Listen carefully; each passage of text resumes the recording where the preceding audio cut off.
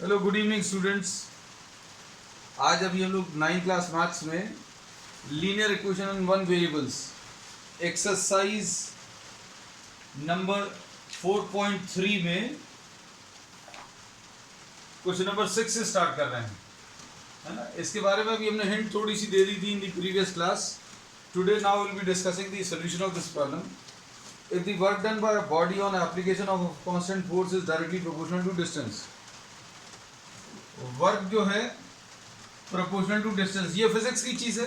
मतलब अगर आप किसी चीज़ को, किसी ऑब्जेक्ट को ज़्यादा डिस्टेंस तक चलाएंगे तो ज़्यादा वर्क करना पड़ेगा। वर्क प्रोपोर्शनल टू डिस्टेंस ऐसा दिया है, ठीक है। फिर उसके बाद express it in the form of equation in two variables. अब इसको अभी हम लोगों को इक्वेशन इन टू वेरिएबल्स के टर्म्स में एक्सप्रेस करना है। तो we can take one of these as x and the other as y and draw the graph of the same by taking the constant forces। अब इसमें अभी हम लोगों को साइंस की नॉलेज से ये मालूम है कि अगर ये प्रोपोर्शनलिटी साइन हटाना है तो यहाँ पर एक कांस्टेंट आएगा, और ये कांस्टेंट जो है इन्होंने बोला फोर्स है, और ये कितना है? This constant force is how much? 5 units. तो ये 5 ले लिया, 5 इंटू एस।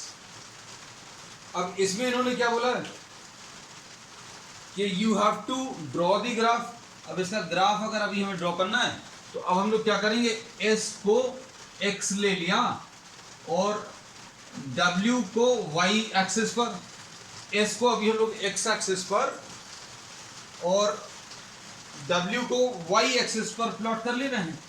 अब ये कैसे आएगा? देखो, we can take the tabular form.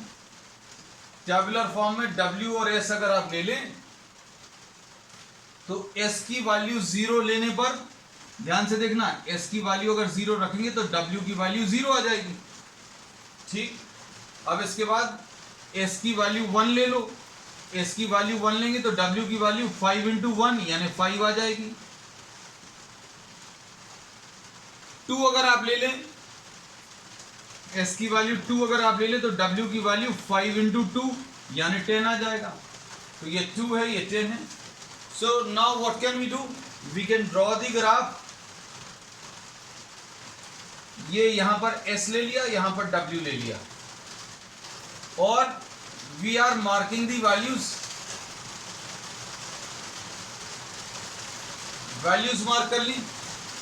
अब इसके बाद ये 1 2 3 4 1 2 3 एंड 4 0,0 एक है, फिर उसके बाद 1,5 है,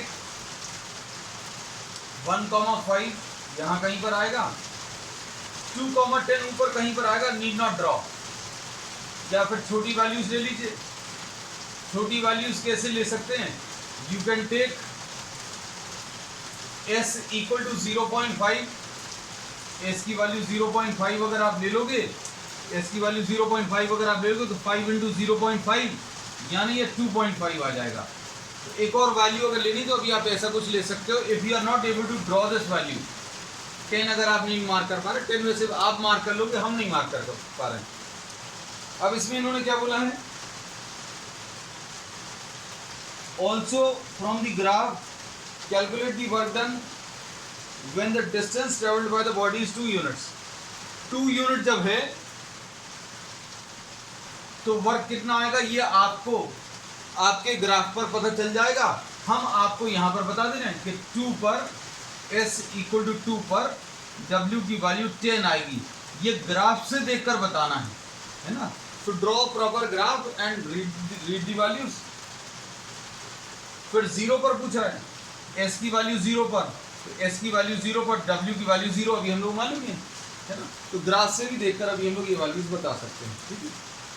अब इसके बाद नेक्स्ट क्वेश्चन देख लो, 7th वाला। 7th क्वेश्चन में क्या दिया हुआ है?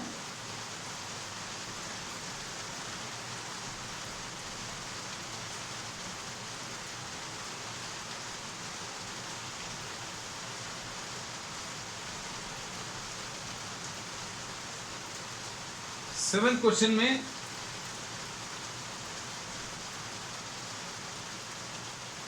क्वेश्चन नंबर 7 में यामिनी एंड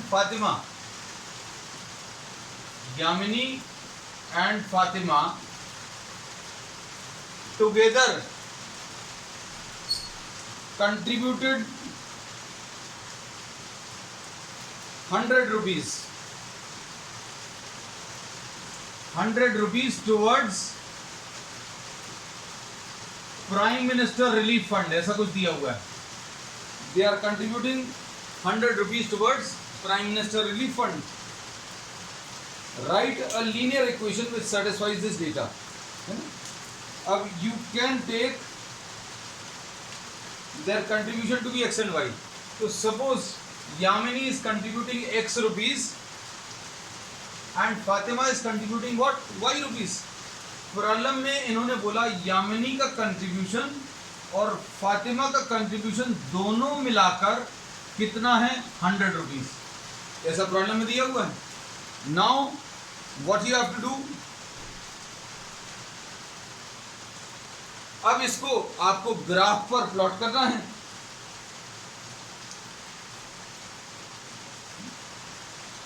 अब ग्राफ पर अगर आपको इसको प्लॉट करना है तो ये चीज अभी हम आपको पहले भी बता चुके हैं, अभी फिर रिपीट कर रहे हैं कि suppose the value, if the value of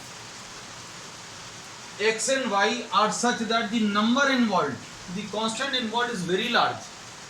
तो आप अगर x की वैल्यू 1 लेंगे तो y की वैल्यू 99 आएगी. क्यों? क्योंकि दोनों का कंट्रीब्यूशन मिलाकर 100 आना चाहिए. अब अगर 1 और 99 ले लेंगे तो उसमें गलत नहीं है मैथमेटिकली, लेकिन इसको प्लॉट करने में दिक्कत जाएगी.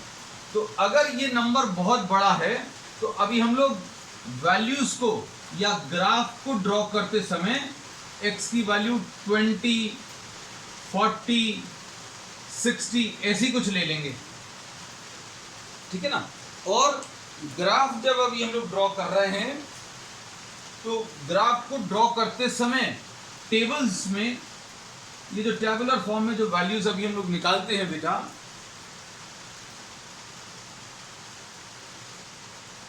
इसमें x और y की जो वैल्यूज लेंगे वो ध्यान से देखना.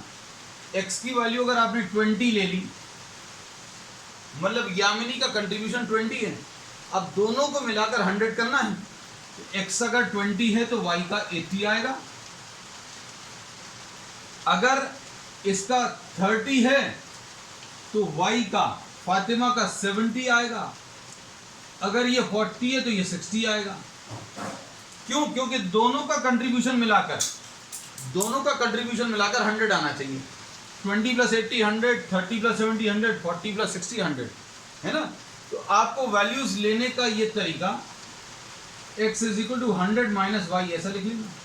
हमने इसमें ये बताया कि आप x की वैल्यू 1 नहीं लेना.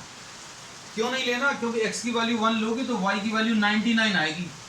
तो आप 1 तो प्लॉट कर लोगे, ये 1 तो प्लॉट कर लोगे, लेकिन 99 प्लॉट नहीं हो पाएगा. इसलिए वैल्यूज थोड़ी सी बड़ी बड़ी लेंगे, है ना. और जब आप ग्राफ ड्रॉ करोगे बेटा तो ग्राफ में भी एक चीज याद रखना. क्या? कि यहां पर ये 10 है, यहां पर ये 20 है, यहां पर ये 30 है, यहां पर ये 40, ऐसी वैल्यूज ले लेना. 1 2 3 4 मत लेना. ये 10, 20, 30, 40, 50, 60, 70 और यहां कहीं पर 80 आ जाएगा. तो क्या बोला है? x की वैल्यू 20, 80, मतलब यहां कहीं पर आएगा पहला पॉइंट. 30, 70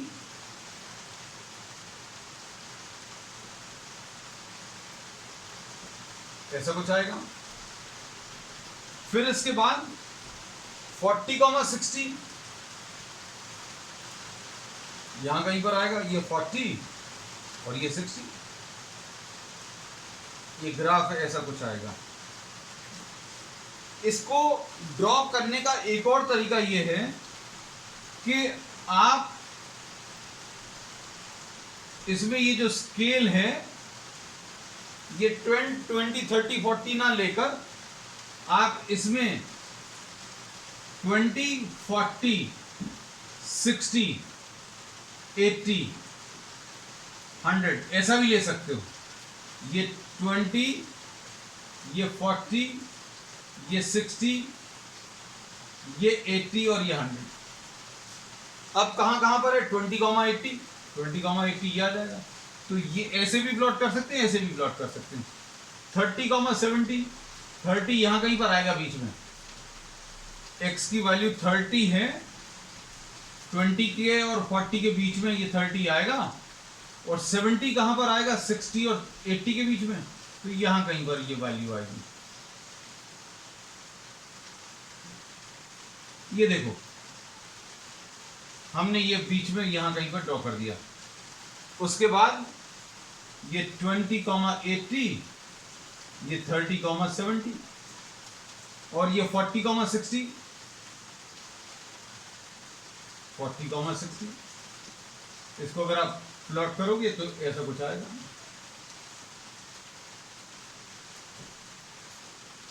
ठीक, इधर भी अभी हम पॉइंट्स मार्क कर दें। तो दो तरीके हैं, 30,70 और ये 40,60। This is how you can draw the graph. ठीक, अब इसके बाद क्वेश्चन नंबर 3 देख लो। इसमें कुछ और तो नहीं पूछा? ठीक,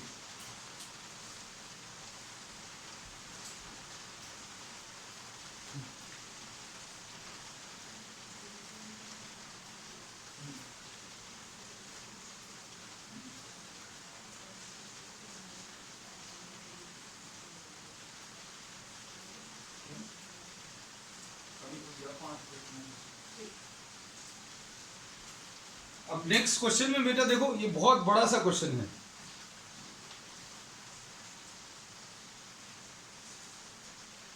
In the countries like USA and Canada,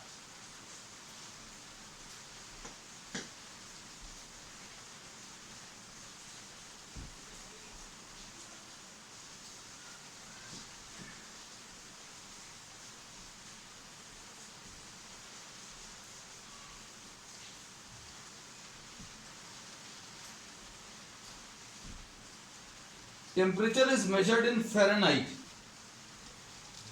दो टेम्परेचर स्केल्स दिए, फ़ारेनहाइट एंड दूसरा दिया है सेल्सियस।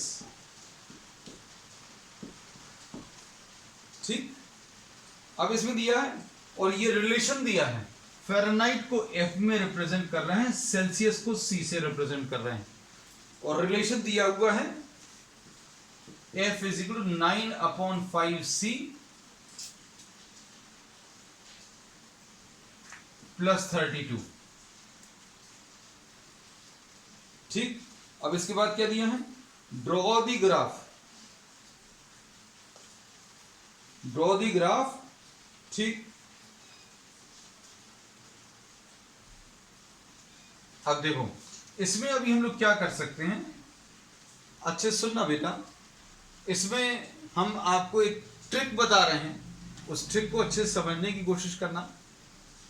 इसमें ट्रिक ये है कि f, अगर आपको कोई इक्वेशन दी है, जैसे मान लीजिए 8x plus 7y is equal to 15 suppose, है ना, अच्छे सुनना बेटा, या 8x plus 3y is equal to 15।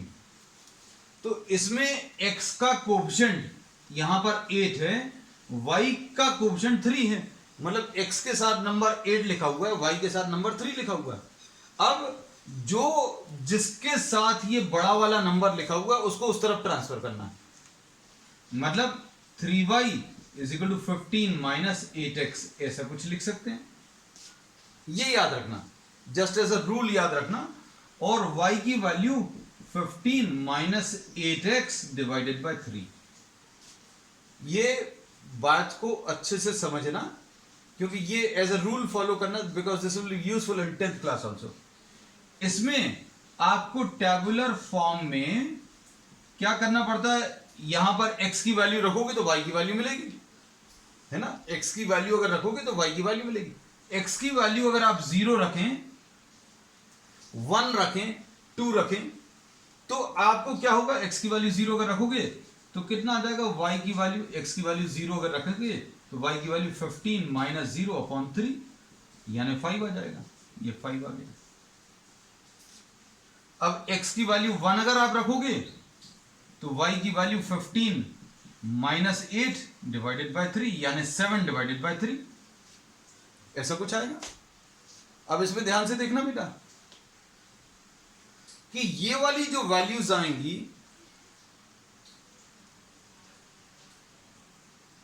ये जो वैल्यूज आएंगी इनको प्लॉट करने में दिक्कत जाएगी, है ना। तो अभी हम लोग ऐसी वैल्यूज नहीं लेते, हमने जो वैल्यू आ गई है, अच्छे सुनना, x की वैल्यू 0 आ गई, अब आपको x की अगली वैल्यू कौन सी लेनी है, तो अब हम लोग ये बोलेंगे कि x की वैल्यू 0 लेने पर 5 आ गया। तो अगली वैल्यू अगर आपको लेनी तो x की ये जो वैल्यु आई है उसमें डिनोमिनेटर ऐड कर दो, डिनोमिनेटर ऐड कर दो या सब्ट्रैक्ट कर दो, आपको होल नंबर्स में आंसर आ जाएंगे। रखकर देख लो, 3 तो 15 माइनस 8 इंटू 3/3 यानी 15 माइनस 24/3 यानी माइनस 9/3। ये देखो सॉल्व हो गया। तो अभी हम लोग ये बोलते हैं कि आपको जो वैल्यू सिलेक्ट करनी है वो ऐसी वैल्यू सिलेक्ट करनी है जिसमें होल नंबर्स में आंसर आ जाए या इंटीजर्स में आंसर आ जाए। अब ये चीज यहां पर अभी हम लोग अप्लाई करके दिखाएंगे, देखना ध्यान से।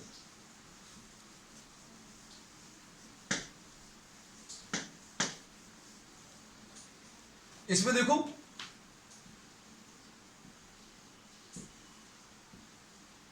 ये C है, ये F है। C की वैल्यू बेटा 0 ले लो, C की वैल्यू 0 ले लोगे तो F की वैल्यू कितनी आ जाएगी, 9/5 इंटू C की वैल्यू 0 प्लस 32 यानी 0 प्लस 32 यानी 32 आ जाएगा। तो ये 0 आ गया, ये 32 आ गया। ठीक, अब इसके बाद अगली वैल्यू कौन सी लेनी है, हमने आपको बता दिया कि ये जो आपकी 0 वैल्यू आई है, C की ये जो वैल्यू आई है, अब C की अगली वैल्यू जो आपको सिलेक्ट करनी है, आप C को 1 भी ले सकते हो, C को 2 भी ले सकते हो। इसको सॉल्व करके देखना, नॉन इंटीग्रल वैल्यूज आएंगी, मतलब कंप्लीट नंबर्स नहीं रहेंगे। और कंप्लीट नंबर्स अगर नहीं है फ्रैक्शन में आएंगे, फ्रैक्शन में आएंगे तो फ्रैक्शंस को प्लॉट करना दिक्कत जाता है ना। तो हम लोग बोलेंगे द 0 प्लस द डिनोमिनेटर, मतलब 5 ले लो, या फिर माइनस भी कर सकते हो, -5 भी ले सकते हो। तो ये वैल्यूज रखकर देख लो, देखो कितना आएगा, 9/5 इंटू 5 प्लस 32, ये कितना आ जाएगा, 9 प्लस 32 यानी 41।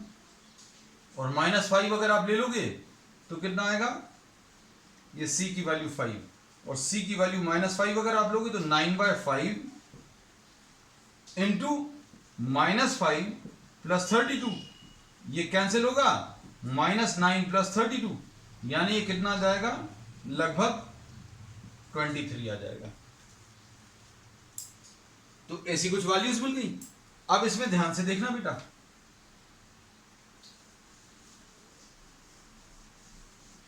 प्लॉटिंग इसकी ये सबसे मेन प्रॉब्लम है, जितने भी आपको इस चैप्टर में प्रॉब्लम्स हैं उनमें सबसे अच्छा प्रॉब्लम यही है, और बड़ा भी है, इसमें बहुत सारे कैलकुलेशंस हैं। इसमें ये डिविजन्स मार्क कर लेना ग्राफ पेपर पर, 10, 20, 30, 40, 50, ठीक है। इसमें अभी हम लोग एक्स एक्सिस पर अभी हम लोग वैल्यूज जो ले रहे हैं, इसको x बोल दिया,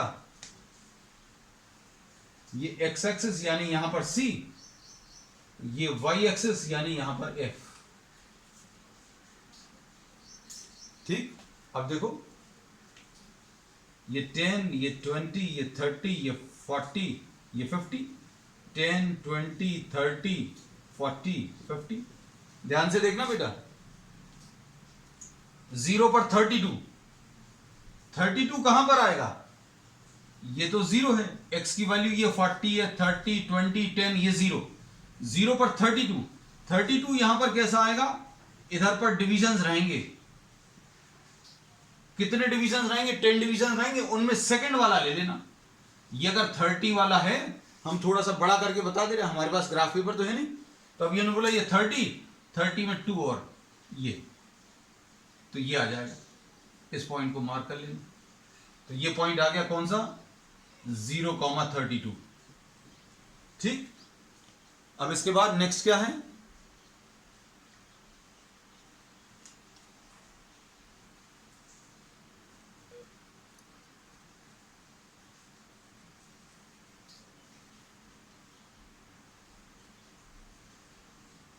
बेटा नेटवर्क आज बहुत प्रॉब्लम जा रहा है। अब देखो अगली क्या है, 5 और 41। अब 5 कहां पर आएगा, ये आ गया 5 एकदम बीच में,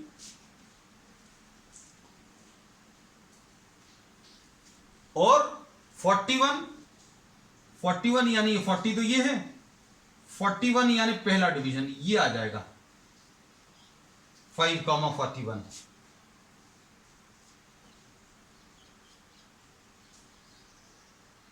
ठीक, उसके बाद अगला क्या है, ये 5,41 हो गया। उसके बाद अगला क्या है बेटा, -5। -5 कहां पर आएगा, -5 यहां कहीं पर आएगा। -5 पर 23 है, ये 20 है, ये -5 है, -5 पर 23, 1 2 एंड 3 डिविजन, तो यहां कहीं पर आएगा, ये -5,23।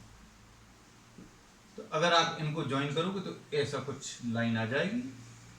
ठीक, so this will be the type of graph which will be having. ठीक है, अब ये ड्रॉ करने के बाद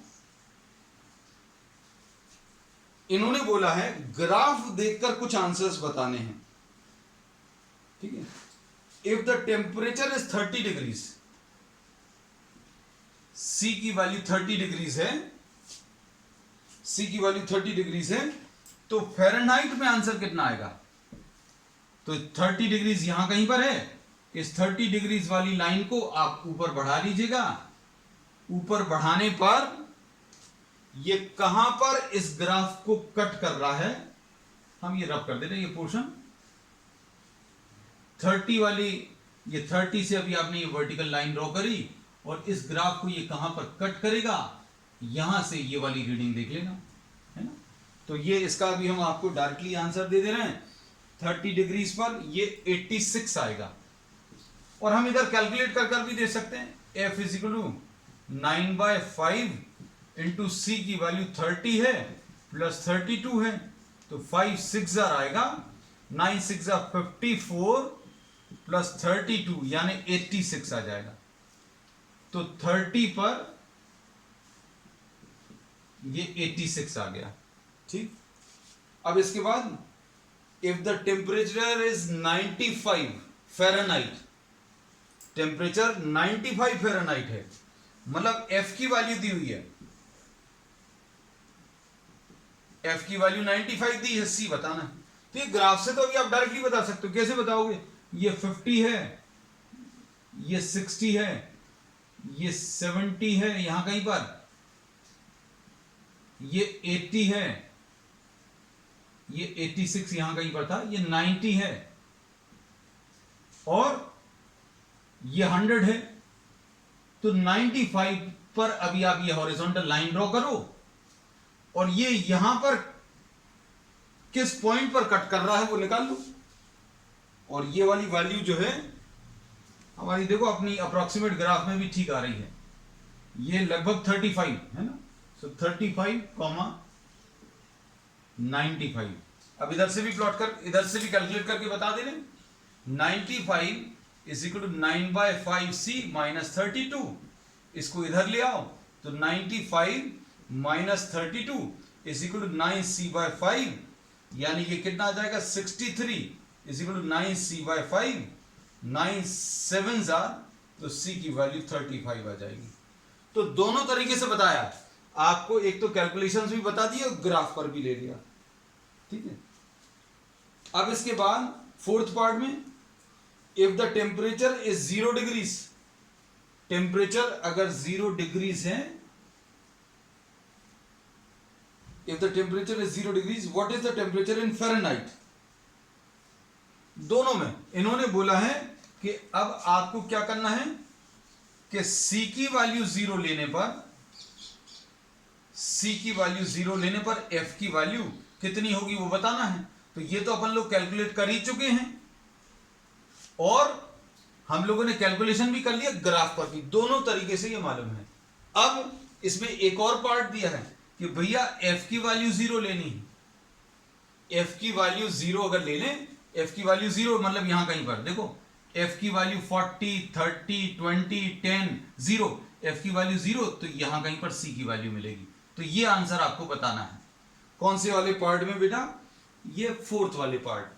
और F की वैल्यू 0 अगर आप रखोगे तो 0 is equal to 9/5C plus 32, यानी कि 9/5C is equal to minus 32। तो C की वैल्यू कितनी आ जाएगी, -160 डिवाइडेड बाय 9, है ना। इसको अभी आप सिंप्लीफाई कर लीजिएगा, ये 9 1s are 9, ठीक है, 7 9 7s are 63, 17 पॉइंट कुछ वैल्यू आएगी, तो यहां कहीं पर ये 17 पर कट करेगा।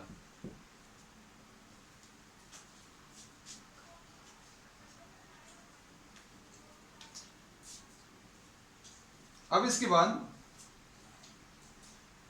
if there is a temperature which is numerically the same in both Fahrenheit and Celsius, if yes, find it।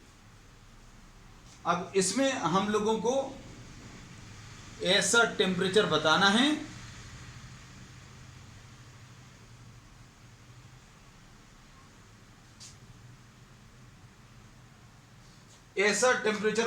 जहां पर F और C दोनों बराबर हैं। ये एक बहुत इंपॉर्टेंट क्वेश्चन है। अगर आप एनटीएससी के लिए प्रिपेयर कर रहे हैं तो एनटीएससी के प्रिपरेशन में ये साइंस में आपको ये पूछा जाता है ना बेटा। तो अब देखो इसमें F is equal to C पूछा है, कहां पर होगा, तो F is equal to C is equal to मान लीजिए K लिख दें। F और C दोनों इक्वल हैं, इसका मतलब क्या है, ये K equal to 9/5K plus 32 ऐसा कुछ लिखेंगे। और